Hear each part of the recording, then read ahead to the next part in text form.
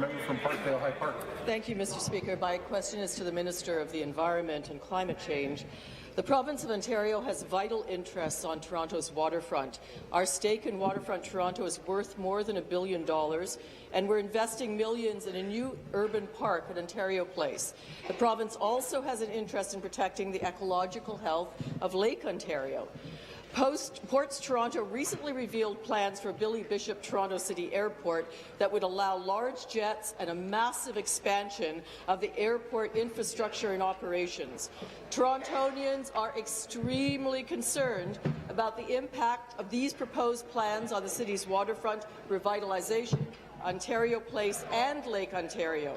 These plans are proceeding based on a pseudo quotes-unquote environmental assessment that has no legal recognition under the federal nor the provincial Environmental Assessment Acts. Speaker, will the government protect provincial interests on Toronto's waterfront and insist on a proper legal environmental assessment? Thank you. Minister of the Environment and Climate Change. Very much, Mr. Speaker. I'm very pleased to get the question from the member opposite and appreciate her sincere concern.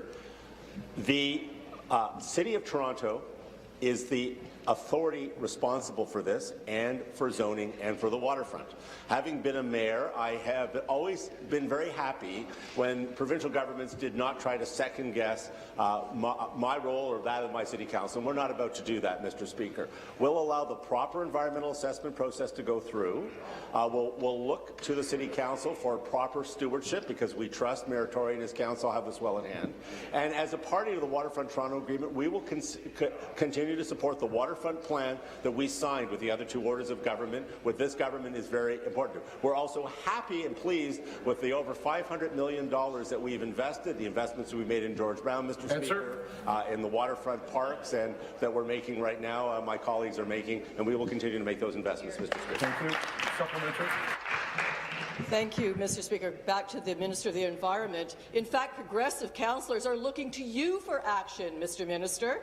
And also, of course, he knows that airports fall under federal jurisdiction, but that does not justify silence from the provincial government, not when Ontario's interests are threatened. And that's what we're talking about, Mr. Speaker, Ontario's interests. In fact, under Section 32 of the Canadian Environmental Assessment Act, the provincial government may substitute a provincial EA process to ensure that provincial interests are properly addressed. Prominent Torontonians, Paul Bedford, David Crombie, Jack Diamond, Ann Golden, Ken Greenberg, as well as community groups like No Jets TO, Code Blue TO, have pointed out that Ports Toronto's phony review will not give Torontonians the facts they need.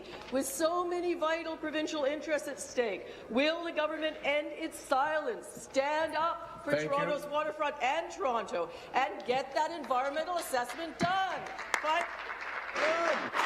Minister. Thank you, Mr. Speaker. This government is doing more than stand up for Toronto's waterfront. It is doing unprecedented investments, and we're laying over the Pan Am Games, which my colleague had. There is more exciting stuff happening on the Toronto waterfront since we were elected in the entire history of this province, Mr. Speaker. We're very proud of that. I also know my city councillors, Councillor McConnell and Councillor Wong Tam. I have an excellent relationship with them. Neither of them have phoned me and said, Minister, we want the provincial government to substitute an alternative process to the federal and municipal process. None of them. We have no request from the mayor, and we have no request from council. So maybe the third party thinks that provincial government should insert their politics and their political agenda into municipal politics or the waterfront, but we don't, Mr. Speaker. We also have a very clear environmental assessment process that asks the Minister of Environment to stay out of politicizing it and let the public servants and a fair-minded, evidence-based review. My ministry is already doing that, Mr. Speaker, and they will complete that work.